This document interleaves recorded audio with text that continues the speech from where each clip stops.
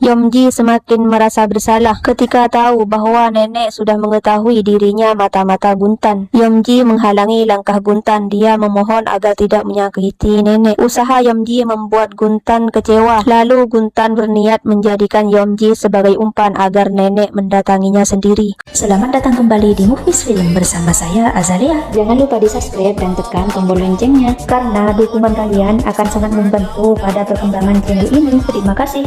Ketika terbangun di dalam gua, tiba-tiba Miho merasakan sebuah energi. Energi yang dipancarkan oleh Miho membuat Fan terbangun dan dia mulai melihat Miho berlatih menggunakan tenaga dalam. Nenek melihat langit diliputi oleh aura kejahatan. Dia mendatangi asal-muasal dari aura kejahatan itu hingga sampai di gedung tua. Rupanya aura kejahatan dapat dirasakan juga oleh Johan. Dia melihat lintah monster merayap di tanah lalu menginjaknya. Nenek tidak bergeming ketika belati diarah ke lehernya. Guntan merasa tidak seru melihat raut wajah tenang nenek, sehingga dia memutuskan menjadikan Yomji sebagai sasaran. Johan merasakan bumi bergetar, itu menandakan nenek menangis dan keberadaannya sudah dekat. Untuk menyelamatkan Yomji dari sasaran Guntan, nenek mengatakan di mana dia mengubur putra-putrinya. Begitu sampai di tempat yang dimaksud, Guntan langsung menghancurkannya satu persatu, sehingga arwah putra-putri nenek tidak memiliki tempat lagi. Afa terdiam ketika melihat cuaca yang tiba-tiba berubah. Air laut perlahan menyusut. Sadar dirinya tidak akan bisa melawan Guntan jika Miho berada di sisinya, maka dia memutuskan untuk mengurung Miho. Begitu sampai Afa langsung dihadapkan dengan Johan yang tertancap pedangnya. Dengan nafas terputus-putus, Johan meminta Afa untuk menemukan keberadaan nenek. Yomji menyalahkan Afa yang datang terlambat karena begitu sampai di sana nenek sudah tidak berdaya. Tapi nenek justru menyayangkan kedatangan Afa karena Miho tidak ada yang menjaga. Perisai yang mengurung Miho pecah ketika dia tanpa sengaja menyentuhnya. Guntan berdiri seorang diri. Dia menatap di kejauhan, mencoba menerka di mana Miho berada. Miho sudah akan melangkah keluar ketika dia melihat keberadaan Wonjong di depannya. Sebelum pergi, Wonjong berkata bahwa di dalam diri Miho ada inti sihir. Inti sihir itu pecah dan masuk ke mata Afa. Di lain tempat, Afa didatangi oleh nenek dan dia mengatakan hal yang sama, bahwa penyebab kekuatan Miho tidak kembali adalah setitik inti sihir milik Wonjong yang masuk ke matanya. Miho menolak untuk mengeluarkan pecahan inti sihir di mata Afa karena jika dikeluarkan Afa akan berubah menjadi iblis nafsu, tapi kalau tidak maka dirinya yang akan hancur. Fan berjanji kepada nenek untuk mengeluarkan setitik inti sihir di matanya. Dia tidak akan membiarkan Miho lenyap. Akhirnya setelah sekian lama menunggu, Guntan dapat merasakan kehadiran Miho. Kali ini dia berjanji akan melenyapkan Miho dengan tangannya sendiri. Dengan begitu dirinya tidak perlu binasa. Yomji menangis akan kepergian nenek, walau bagaimanapun dialah yang menyebabkannya. Afa menolak ketika Yomji meminta untuk dibunuh, lalu meminta Yomji agar hidup sebagaimana waktu nenek masih ada. Rupanya yang merawat Johan adalah sekretaris Miho. Begitu dia berkemas untuk pergi, sebuah cahaya muncul dari kamar di mana Johan dirawat. Begitu sampai di pegunungan batu, Miho dikejutkan dengan monster. Begitu monster itu hendak menyerang, dia melihat sekretarisnya berada di sana. Lalu mereka bekerja sama untuk membidik monster yang datang. Di atas ranjangnya, Johan mendapatkan kekuatan ilahi. Dia merasakan tubuhnya dipenuhi dengan energi. Tidak lagi merasakan sakit dan pendar di matanya berubah menjadi biru cerah. Hanya dengan satu kali tebasan pedangnya, Johan dapat membunuh iblis nafsu. Setitik inti sihir yang berada di mata Afa meredam separuh kekuatan iblisnya, sehingga dengan mudah Guntan dapat mengalahkannya. Miho sudah sampai di puncak gunung batu, tempat dia akan membuat segel yang baru. Kekuatan Afa semakin lama semakin melemah sehingga dia kewalahan melawan Guntan. Bahkan luka di perutnya tidak kunjung sembuh. Dengan kekuatannya yang semakin melemah, Afa berusaha keras untuk menembus benteng yang dibangun oleh Miho. Melihat keadaan Afa membuat Miho khawatir. Kekuatan yang baru saja didapatkan oleh Johan membuat Guntan kewalahan untuk mengalahkannya. Kali ini kekuatan Johan bertambah berkali-kali lipat daripada sebelumnya. Menggunakan tangan Miho, Guntan mengeluarkan sendiri inti sihir yang berada di matanya, lalu menyatu ke dalam diri Miho. Sedangkan Afa sepenuhnya berubah menjadi iblis nafsu. Guntan menyerang dengan membabi buta ke arah Johan, hingga sebuah kekuatan dahsyat membuat semua orang kaget. Rupanya itu adalah adalah Afa yang sudah sepenuhnya menjadi iblis nafsu. Dengan kekuatannya yang sudah kembali utuh, Miho kembali membuat perisai. Dia membangun berbagai elemen kekuatan yang dia miliki. Baik Guntan maupun Afa bertarung dengan mati-matian. Mereka berusaha untuk saling melumpuhkan hingga Guntan berhasil menusuk Afa. Di lain sisi, Miho menyeimbangkan kekuatannya yang sudah dipadu-padankan. Dia mulai mengunci dari batu satu ke batu yang lainnya. Afa semakin mengeratkan pelukannya pada Guntan. Lalu dia mengangkat belatinya yang patah dan menusuk Guntan dari belakang. Akhirnya usaha Miho membuahkan hasil.